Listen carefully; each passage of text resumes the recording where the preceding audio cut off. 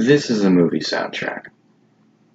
This movie soundtrack was released for the 1990 movie known as Pump Up the Volume, starring Christian Slater. It says so here. Take a look.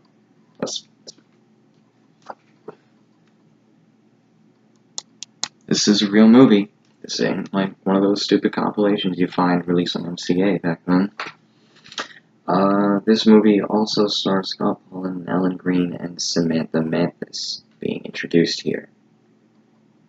The actual director of this movie was Alan Boyle, and it was written, well, not by really anybody that important, we'll just say. Cliff Martinez did the soundtrack, though, which is nice. However, we are here for the soundtrack. Not for the movie, not for what it represents, not even if it's dated. For the soundtrack. Now, in this, originally, on the LP version, we had 10 tracks. On the CD and cassette, though, we have 11. But we're going to talk about these one by one. I summarize what my favorite tracks are, why I like these tracks, why I don't like some of these tracks, and where we go from there. First is Everybody Knows by Concrete Blonde. This is a cover of a song by Leonard Cohen. Now, to my exact knowledge, which I'm going to use Google because I forgot. This was released in his 1988 album, I'm Your Man, which was 2 years before the actual movie came out. However, a lot of covers are featured on this. A lot of covers of this song were released, but the Concrete Blonde one was the very first one. This one went to the mainstream rock charts, if I'm correct. It went to number 20 or number 19. It was close from a number 1 hit on the alt charts. Just couldn't grasp it. This is when Concrete Blonde were first starting to get their big peak with tracks like Joey from their third album, Bloodletting, which is, in my opinion, their second best record, right behind their first record from '86, which was a self-titled release. This cover is really good. I can't lie. This cover is amazing. I have to take my glasses off because fucking computer light. This cover is unique. It's one of the few covers of a song that really transforms the original and shapes it. Considering that they rearranged the verses in this song, it makes it stand out in some way. Almost like a pure original composition. What I like about it is its almost unfaltering yet haunting guitar opening and the way that the guitar rolls throughout the entire track. And I love how their lead singer, Jeanette Napolitano, she launches into those vocals. Right around the latter part after the fourth verse into the next chorus after that. She just launches into this vocal performance. It reminds me so much of Ann Wilson from Heart. She actually pulls one over, and she does the vocals a lot better than Ann would in this situation. And it's really good. One thing I don't like about it is the fact that sometimes it just gets a little too repetitive. It's about 4 minutes 42, almost 5 minutes long, when the radio edit was about 4 minutes, 3:50, I think.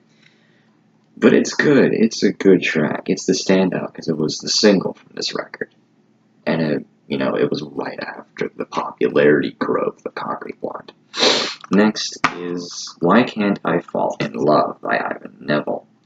This is just 1 second over 4 minutes long. It's performed by a jazz singer named Ivan Neville, who never really did a whole lot. He was an instrumentalist, a singer, songwriter. He was the son of Aaron Neville, and he was a nephew to the other members of the Neville brothers. What he did do is have, interesting things. He is technically known as a one-hit wonder for his top 30 record, Not Just Another Girl, from his debut album, If My Ancestors Could Sing Me Now. He had one more single from this record, which was Falling Out of Love, featuring Bonnie Raitt. Then on went to number 91, that's where he stopped.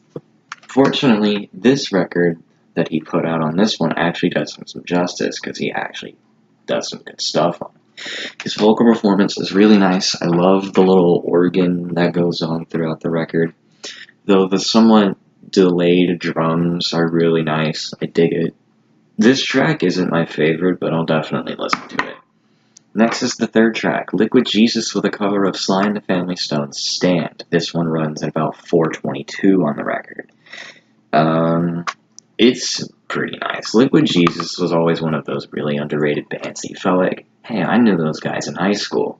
They were gonna be big. And yeah, for a while they were something else. They didn't have a whole lot of popularity, they didn't have a whole lot going for them. What they did have was a unique lead singer and a fun funk rock, alt rock sound that I really enjoy on their records, like their debut record, 5. And then there's their second record, which was a self-titled on MCA. They were known for some good covers like this, and their cover of Love's 7 and 7 is pretty top quality. This cover is probably one of my favorite tracks that they've done, which isn't really, unfortunately, saying a whole lot, considering that they have a decent discography on their hands, just 2 records. Next is Wave of Mutilation UK Surf by Pixies. Not the Pixies, it's Pixies. There's no article there. Come on, get it right. It's like Bangles or Eurythmics. That's just how it is. Anyways. This is the 4th track on the record. It's straight 3 minutes long. It's the UK surf version of Wave of Mutilation is more interesting. The actual album version.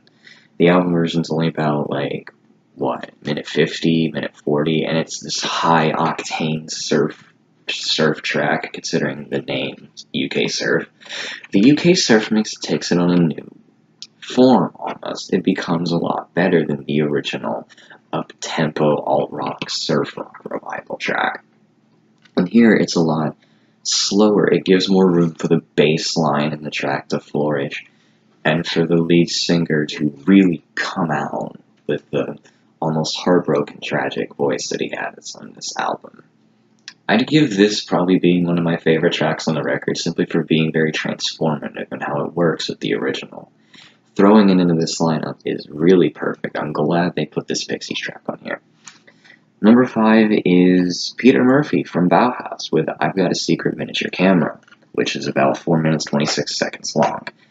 This track is a little weak. I love Peter Murphy and I love Bauhaus. Bauhaus being like the very first goth rock band to really stand out there, along with Susie and the Banshees. Technically, you could throw in some Joy Division and all that.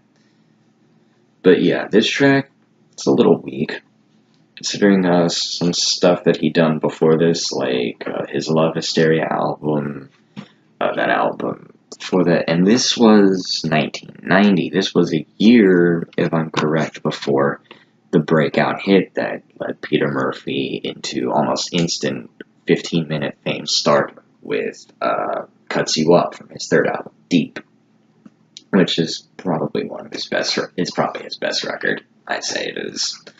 But this track is just a little weak, mostly for the drum track. It gets really annoying. It's just a boring drum machine from what I'm hearing from it. Even when he had drum machines used on his records, they always sounded interesting. They were never really reminiscent of other drum machine bands like Ghost Dance or Sisters of Mercy or anything like that. But this is just especially annoying. The lyrics in this performance are pretty nice. It makes it stand out. Guitar is good. That's just all this track has going for it. Next is Bad Brains, featuring former Black Flag singer Henry Rollins around this time, with a cover of MC5's Kick Out the Jams. Now, this is a rarity to find overall. This is a really fun-loving track. Personally, it's one of my favorites on the record. Because you feel like in this movie, there's not enough punk in it. I mean, in the background, you see punk bands on his cassette CD collection, even his record collection. but there's not really much punk played, and it's glad that we have two punk icons just featured on this. Bad Brains and Henry Rollins covering MC5. One of the most well-known and probably the best proto-punk band to ever exist. It's so good. I can't praise this cover enough. Two members of Bad Brains and Henry Rollins, that's just enough to get anyone excited who is interested in the DC scene and the LA punk scene around that time, especially with other bands like TSOL, Rain Parade, Husker Du. Actually, no, Husker Du was more post-hardcore, but you could probably throw other bands like Fugazi, even though they were hardcore and Minor Threat in there, but that's besides the point. This track is really nice, love it. Next, Freedom of Speech, performed by rap trio at this time Above the Law. This is a good track on the record. It only runs at about 4:15, which technically makes The Wave of Mutilation the shortest song, along with Kick Up the Jams, just 3 seconds running above it. This track is nice. They had other rap featured in the movie. Like, there was the very rare track by the Beastie Boys' Scenario, and that track by Ice-T, which was, I think, called Girls. I can't explicitly remember. I haven't watched the movie in a hot minute. But this song, yeah, it has a very good message, which I like about it, which is radio censorship and piracy in some way. Considering that's what the movie deals with, about a pirate radio. This is the only track that I feel like fully makes sense in here, besides Stand. This has the covers of Stand that everybody knows. It's really nice. It's one of my favorites on the record. I wish they would have put a little more hip-hop or rap on here. They could have totally put that Ice-T track on here. And this is an odd note, I noticed a copy of Jesus and Mary Chain's Psycho Candy it was, or Automatic, in there. Wait, no, Automatic didn't come out till like 89, I think, so Automatic wouldn't count, but I noticed a copy of a Jesus and Mary Chain album in the background, and I'm so upset they didn't put anything by them on this record. They were definitely getting into that scene when this movie came out. Well, wait, no, this movie came out in 90. Automatic was probably the one that I saw. Because that had Blues from a Gun, which was the #1 hit on the alternative chart. Next, speaking of alternative in some way, we have Heretic by Soundgarden, which was the album version, not the Deep Six version.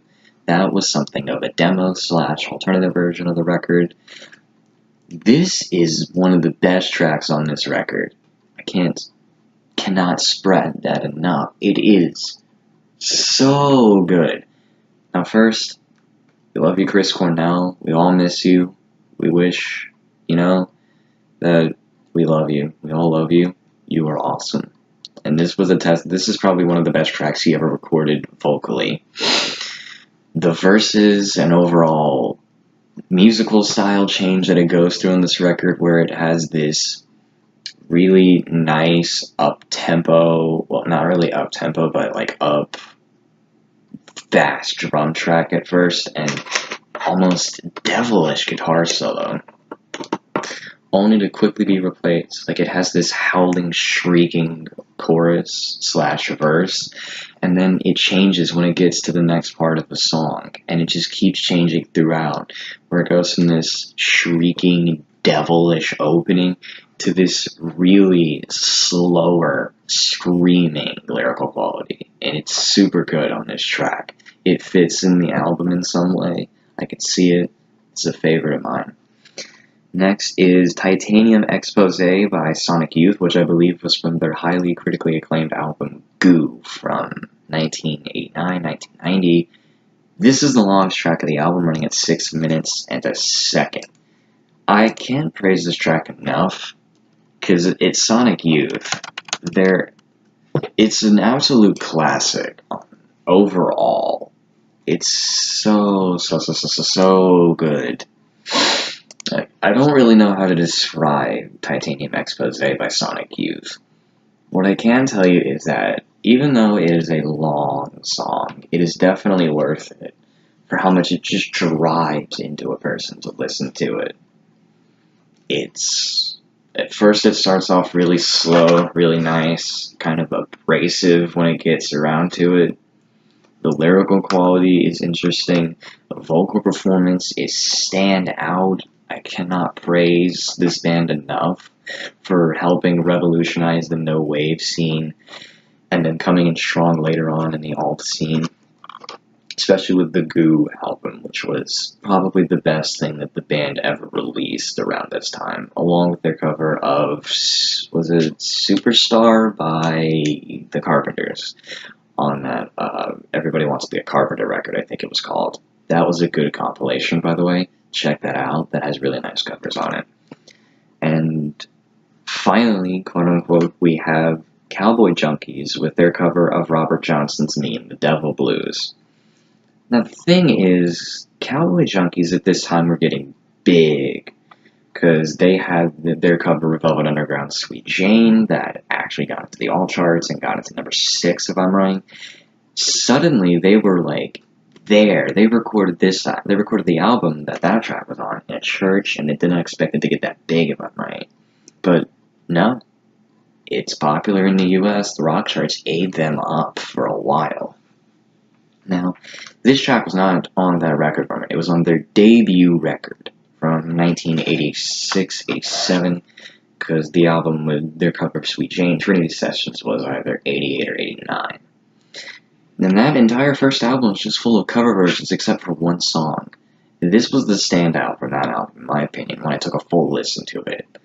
This is the best track, like, from that record, but it's not the best track on this compilation. It doesn't entirely fit, but in some way it does, mostly because it's a cover, and covers just seem to fit here for some reason. Everybody knows, Stand, Kick Out the Jams, those fit on here in some way, because it's reshaping something. Much like how the movie is having this character reshape his hometown almost from all the horrible things that's going on in there that he's noticing that nobody's putting a stop to. Which, I like that. That's interesting, while they put covers on here. It's a good track. And finally, we have a bonus track available in the CD and cassette versions only. To my honest knowledge, this movie did not have this song anywhere near it. This song is called Tale of the Twister by Chagall Guevara. Chagall Guevara was a band that was mostly made up of former members of CCM music, which is Christian contemporary music. These guys are made up of former members of bands like that, and they wanted to move away from that. They're just okay. They're a really watered down, soft alternative rock outfit that never really amounted to anything besides like one record, a few EPs. It was boring. This track is just completely unnecessary. They could have replaced this with another track like the studio version of Talk Hard by Stan Ridgway, which still has never been released, a Jesus and Mary Chain track, the Beastie Boys track that never got released on this record, the track by Ice-T that was featured in this movie. Like, there were other tracks waiting to be put on this record for like CD and cassette editions. And yet they just give this really boring band on here the screen time. That's so stupid. This track is stupid. This is the worst track on the album. I don't really want to spend any more time on that, because it's just a bonus track. It's so stupid and pointless.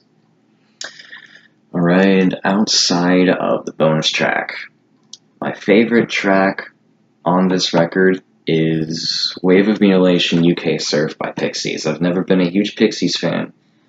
This is probably the track that got me into Pixies, this specific version, UK Surf, Wave of Mutilation. Probably gets the 9 out of 10 on this track.